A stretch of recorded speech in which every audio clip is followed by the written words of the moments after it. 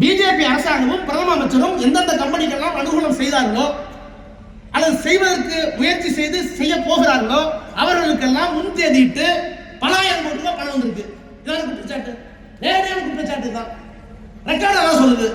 இதுவரை வாய் தந்திருக்காரா? இதுவரைக்கும் வாய் தந்திருக்காரா? அப்ப நாடாளுமன்றத்துக்கு வருவது எங்க பேசணுமோ அங்க பேச மாட்டார், எங்க விளக்கணுமோ அங்க வர மாட்டார். ஆனா இங்க வருவார், ஊர் ஊரா வருவார், எல்லா ஊருக்கும் வருவார், எல்லா டான்ஸும் போடுவார். எங்க அழுகணும், எங்க சிரிக்கணும், சினிமாவில் தான் கேமரா ஆன், சிரிங்க, கொஞ்சம் நடிங்க, கொஞ்சம் சிரிங்க, அந்த மாதிரி இவரை இப்படி இயக்குறாங்க. அதை விட கொடுமை தமிழ்நாட்டுக்கு வந்து தமிழ்நாட்டு மக்களே எதையும் செய்ய விடாம தடுக்கிறாங்க. யார் தடுத்தாங்க? தூத்துக்குடியில் திருநெல்வேலியில் மழை 37,000 கோடி நட்டம்னு சொன்னோம். உங்க டீம் வந்து பார்த்துச்சு, உங்க உள்துறை அமைச்சர் ராஜ்நாத் சிங் வந்து பார்த்தார், நம்ம மாமி வந்தாங்க நிர்மலா சீதாராமன், அவங்களே வந்தாங்க, கனிமொழி கையை பிடிச்சி அப்படியே ஆறுதல் சொன்னாங்க. நான் கூட கனிமொழி கூட சொன்னேன்,